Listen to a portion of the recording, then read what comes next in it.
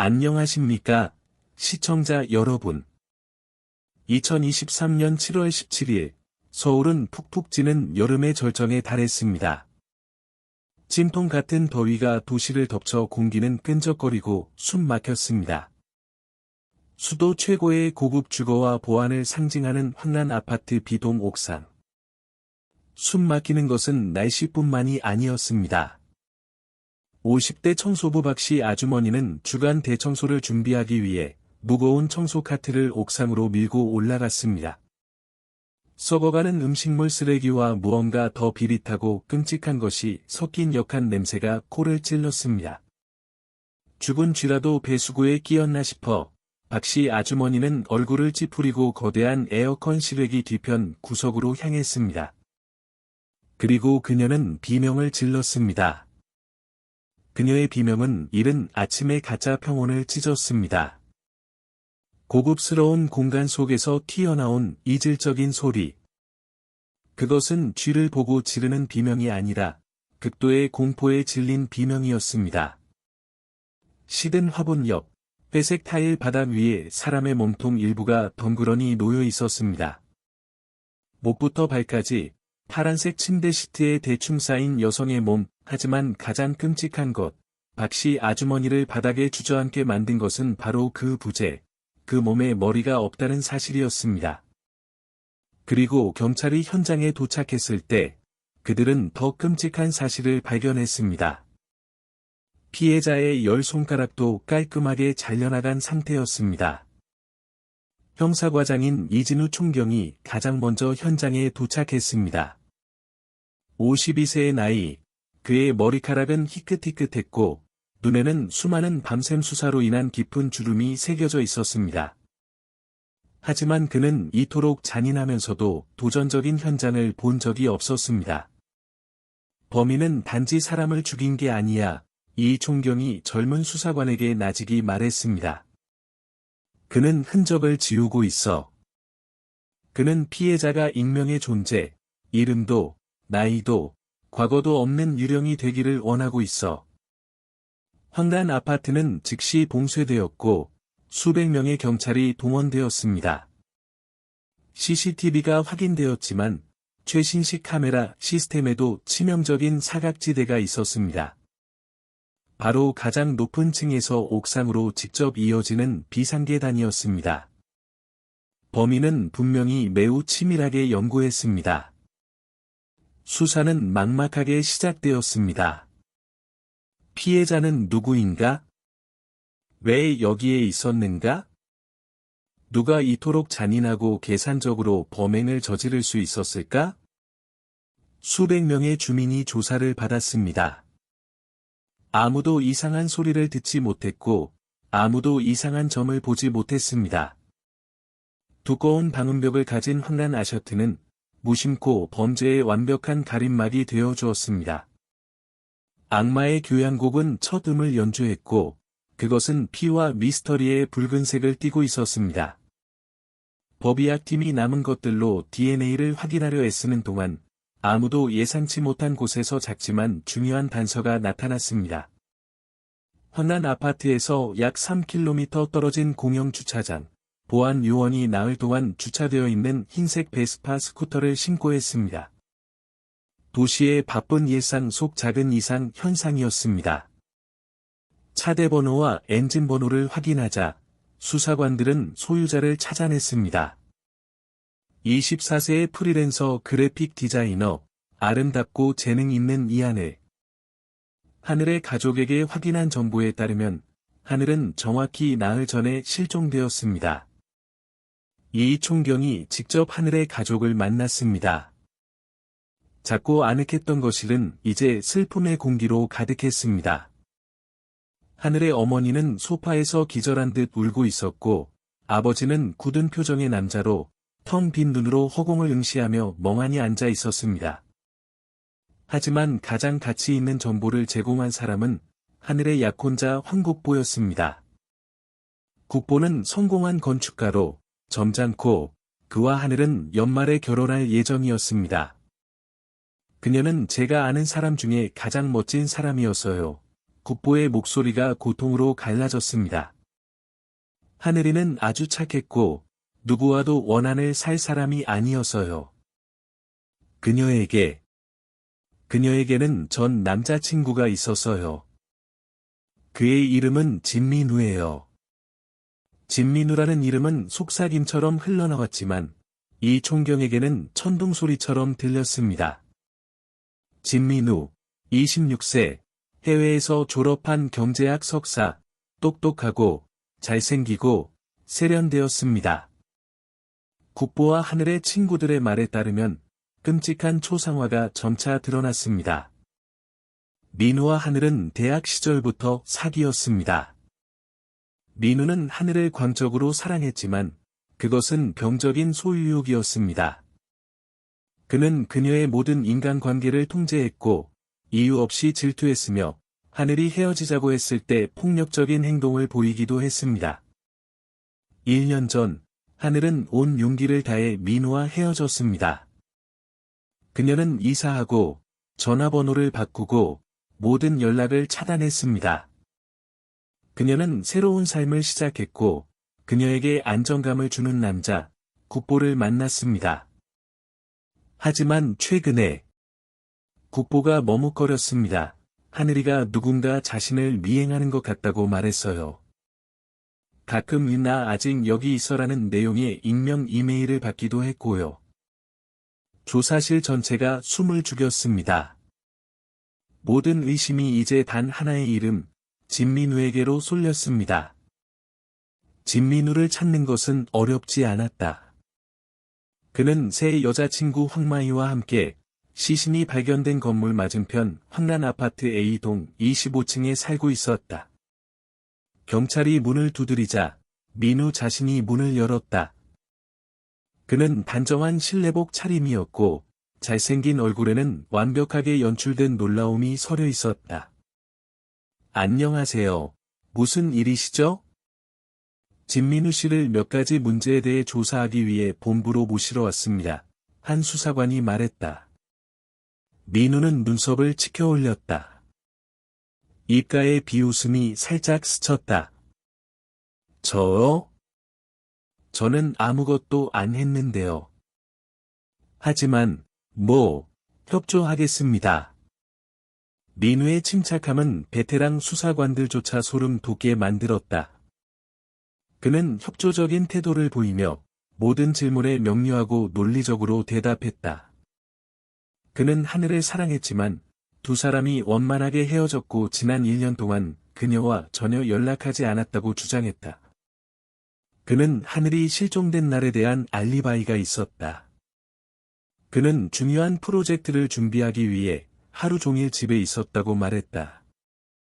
민우의 여자친구, 아름다운 마케팅 직원인 마이도 이 사실을 확인해 주었다. 그녀는 그날 지방 출장 중이었지만 민우와 여러 번 영상통화를 했고 그가 집에 있는 것을 보았다고 말했다. 거의 완벽한 알리바이의 벽이었다. 하지만 이 총경은 그 완벽함을 믿지 않았다. 그는 민우와 마이의 아파트에 대한 긴급 수색을 명령했다. 아파트는 매우 깨끗하고 정돈되어 있었고 섬유 유연제 냄새가 났으며 어떠한 소란의 흔적도 없었다.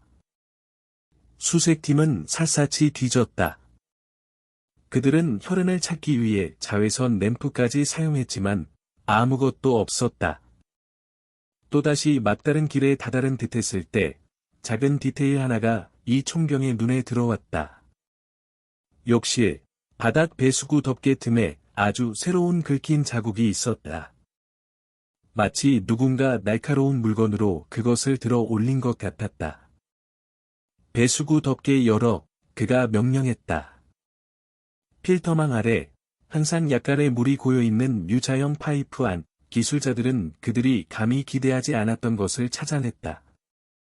아주 작은 조직 조각 몇 개와 희석된 극소량의 혈흔.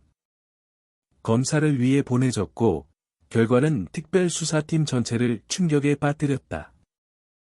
DNA가 이 하늘의 것과 일치했다. 이 깨끗한 아파트가 바로 첫 번째 현장이었다. 범죄는 바로 이곳에서 일어났다. 진민우는 거짓말을 했다. 그는 자신의 집을 도살장으로 만들고 그 후 강박적인 청소부처럼 꼼꼼하게 청소했다. 그의 침착함은 순진함이 아니라 악마에 잔인할 정도로 자신감 넘치는 태도였다. 두 번째 소환 조사에서 반박할 수 없는 증거에 직면한 진민우는 마침내 무너졌다. 하지만 그가 무너지는 방식은 정말 끔찍했다. 그는 소리치지도 당황하지도 않았다. 그는 그저 한숨을 쉬고 의자에 기대어 이야기를 시작했다. 네, 제가 그랬습니다. 그의 목소리는 감정 없이 담담했다. 그는 그날 낡은 기념품 몇 개를 돌려주고 모든 것을 한 번에 영원히 끝내자는 이유로 낯선 전화번호를 사용해 아파트 로비 카페에서 하늘을 만나자고 약속했다고 말했다. 완전히 끝내고 싶었던 하늘은 동의했다. 그 후 그는 하늘을 자신의 아파트로 유인했다. 그곳에서 하늘과 국보의 결혼 사진을 보자 민우의 병적인 질투심이 폭발했고 그는 하늘을 공격했다. 범행 후 그는 경비가 삼엄한 아파트에서 시신 전체를 옮길 수 없다는 것을 깨달았다. 그래서 바로 그 욕실에서 그는 가장 잔인한 행위를 저질렀다. 그는 손에 잡히는 도구를 사용해 침착하고 체계적으로 모든 것을 처리했다. 그는 몸통 부분을 큰 여행 가방에 넣어 침대 시트로 싸고 새벽녘에 비상계단을 이용해 비동 옥상으로 올라가 그곳에 버렸다. 그럼 머리와 손가락들은 어디 있나?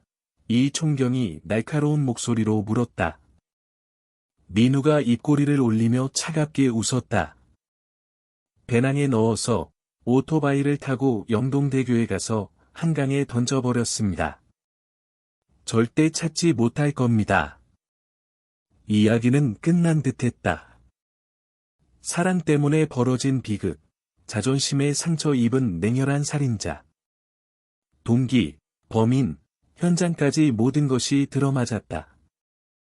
특별수사팀은 안도의 한숨을 내쉬었지만 이 총경은 그렇지 않았다.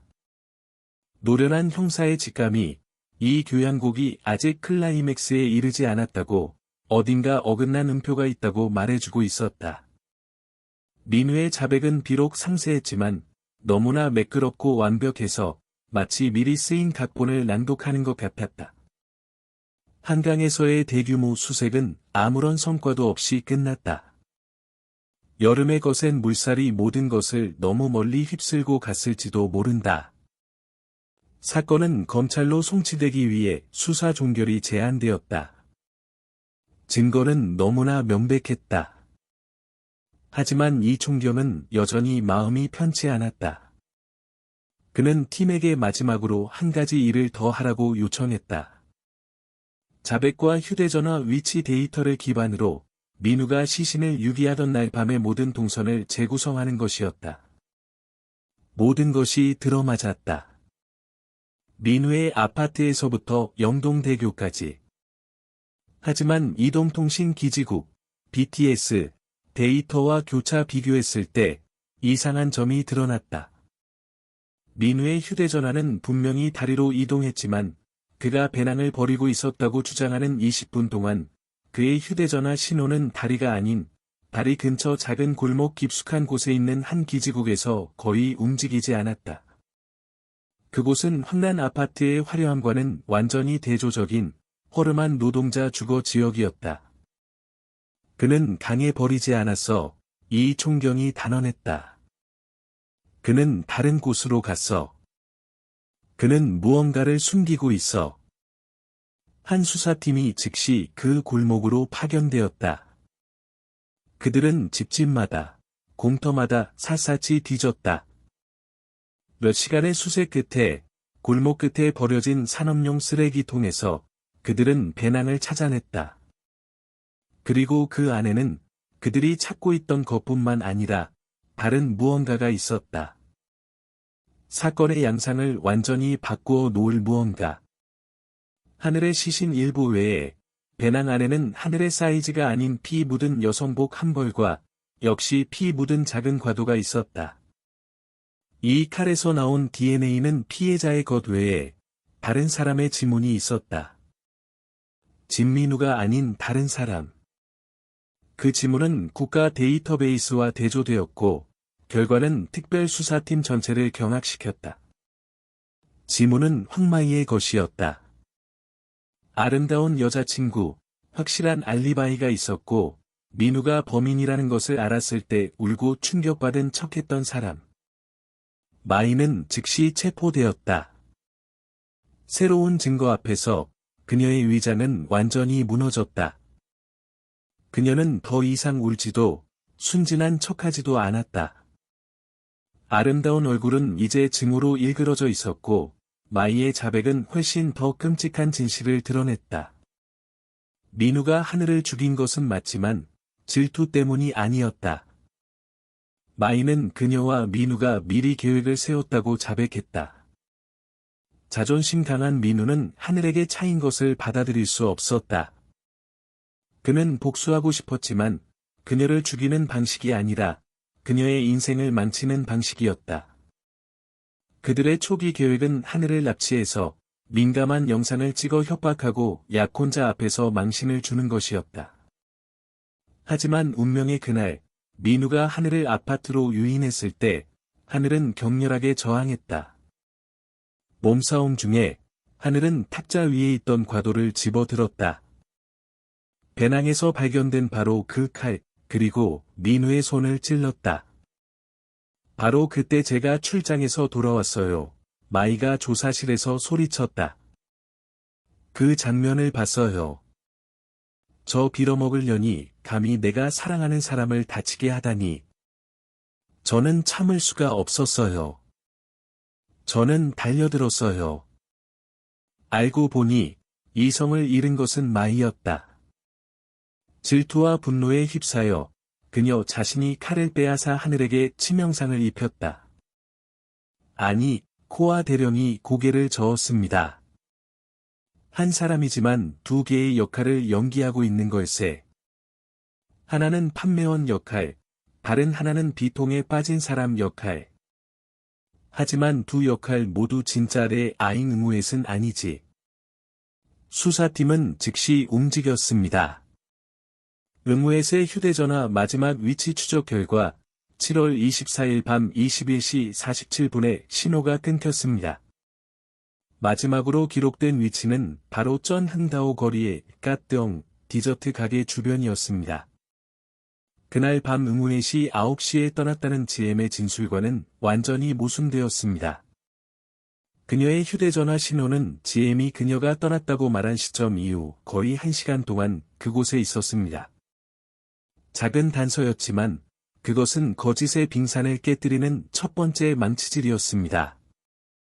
7월 24일 저녁 6시부터 25일 아침 6시까지 가게 주변 반경 500m 내의 모든 CCTV를 검토하게. 1초도 빠짐없이. 코아 대령의 명령에 팀 전체가 약간 낙담했습니다. 그것은 엄청난 양의 작업이었습니다. 주택, 상점, 호텔, 그리고 교통 카메라까지 수십 대의 카메라, 수백 시간에 달하는 영상을 검토해야 했습니다. 홍중이는 여전히 전 호황민이 주 용의자이며 이 작업은 시간 낭비라고 생각했습니다. 하지만 명령은 명령이었습니다. 며칠이 지나고 수사관들은 교대로 화면에 눈을 고정하고 붐비던 거리가 밤의 정적 속으로 가라앉는 반복적인 영상들을 돌려보았습니다. 까뜨엉 디저트 가게 자체의 CCTV는 공교롭게도 바로 그날 고장 나 있었습니다. GM은 수리공을 부르려 했지만 잊어버렸다고 말했습니다. 너무나 의심스러운 우연의 일치였습니다. 그리고 검토 나흘째 되던 날, 한 줄기 빛이 비쳤습니다. 한 젊은 수사관이 외쳤습니다. 대령님, 찾았습니다. 모두가 그의 화면으로 몰려들었습니다. 그것은 맞은편 고급 호텔의 CCTV 영상이었습니다. 각도는 약간 비스듬했지만 가게 정면 전체를 관찰하기에 충분히 선명했습니다. 7월 24일 19시 2분, 밝은 옥색 원피스를 입은 내 아잉 응우에 씨 가게로 들어갑니다. 시간이 흐르고 손님들이 분주하게 드나듭니다. 22시 30분, 가게가 문을 닫고 불이 꺼집니다. 23시, 1시, 새벽 2시. 거리 전체가 침묵에 잠깁니다. 아잉 응우에 씨 가게 밖으로 나오는 모습은 전혀 보이지 않았습니다. 수사관들의 심장이 조여오는 듯했습니다. 그들은 그녀가 결코 그곳을 떠나지 못했다는 것을 알았습니다. 그리고 결정적인 순간이 나타났습니다. 7월 25일 새벽 3시 14분, 가게 문이 살짝 열리고 한 인형이 주변을 살피며 몰래 나옵니다. 바로 쩐티 GM이었습니다. 그녀는 어두운 색의 잠옷을 입고 있었습니다. 아무도 없는 것을 확인한 후, 그녀는 안으로 들어가 쌀이나 농산물을 담는 데 쓰는 커다란 흰 자루를 끌고 나왔습니다. 자루는 가운데가 기이하게 부풀어 있었고 매우 무거워 보였습니다. GM은 온 힘을 다해 그것을 보도 위로 질질 끌었습니다. 그녀는 그 자루를 길모퉁이의 공공쓰레기 집 화장 쪽으로 끌고 갔습니다.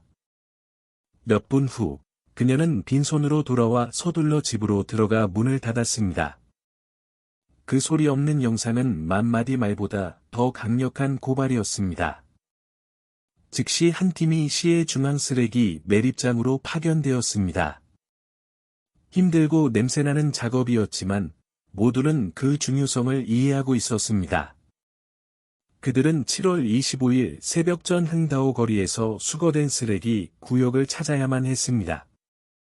찌는 듯한 더위 속에서 몇 시간 동안 수색한 끝에 그들은 그것을 찾아냈습니다. 수톤의 다른 쓰레기와 섞여 흰 자루는 찾을 수 없었지만 그들은 더 중요한 것을 발견했습니다. 꼼꼼하게 묶인 검은 비닐봉지 안에서 응우에스의 명품 핸드백이 나왔습니다. 가방 안에는 지갑이 그대로 있었지만 신분증과 은행카드는 사라져 있었습니다. 근처에서는 그녀의 최신 아이폰이 무참히 박살난 채 발견되었습니다. 그리고 더 끔찍하게도 다른 자루에서는 그날 응우에시 입었던 옷이 발견되었습니다. 옥색 원피스는 이제 흙으로 더러워져 있었고 의심스러운 어두운 얼룩이 묻어 있었습니다. 모든 의심은 이제 매일같이 비통한 연극을 펼치던 그 여성을 향해 홍수처럼 쏟아졌습니다. 쩐티 GM. 그녀는 단순히 거짓말을 한 것이 아니었습니다. 그녀는 끔찍한 범죄를 숨기기 위해 정교한 연극을 꾸민 것이었습니다. 다낭시 경찰서 신문실, 새벽 2시. 공기는 그 지독한 냉동고보다 더 차가웠다. 쩐티 GM은 코아 대령과 훈중이 맞은편에 앉아 있었다. 그녀는 오후부터 조사를 위해 소환되었지만 이상할 정도로 침착한 태도를 유지했다. 그녀는 여전히 억울함을 호소하며 충격받고 억울한 피해자 역할을 연기했다. 전 아무것도 몰라요. 저도 피해자라고요. 형사님들은 범인을 찾지 않고 왜 저를 의심하시나요? 그녀는 교활한 목소리로 말했다. 코아 대령은 아무 말 없이 훈에게 프로젝터를 켜라고 신호했다. 하얀 벽에 호텔 CCTV 영상이 재생되었다. 새벽 3시에 자루를 질질 끄는 GM의 모습이 선명하게 나타났다. 그녀는 입을 다물었다. 후덕하던 얼굴이 격렬하기 시작했고 테이블 아래에서 마주 잡은 두 손이 떨렸다. 그 자루는 상한 두리안이에요. 버리러 간 거예요. 그녀는 마지막 거짓말에 매달리며 더듬거렸다. 코아 대령은 투명한 증거물 봉투를 그녀 앞으로 밀었다. 그 안에는 옥색 원피스가 들어 있었다. 상한 두리안이 원피스를 입습니까? 부인, 상한 두리안이 휴대전화를 씁니까? 숨막히는 침묵이 흘렀고 거짓의 벽은 마침내 무너져 내렸다. 하지만 코아 대령은 그녀가 고개를 숙이고 죄를 인정하게 하려면 결정적인 한 방이 필요하다는 것을 알았다. 그는 영수증 한 장을 꺼냈다. 7월 24일 밤, 당신은 깜내군에 있는 농약 화학물질 가게에 들렀습니다.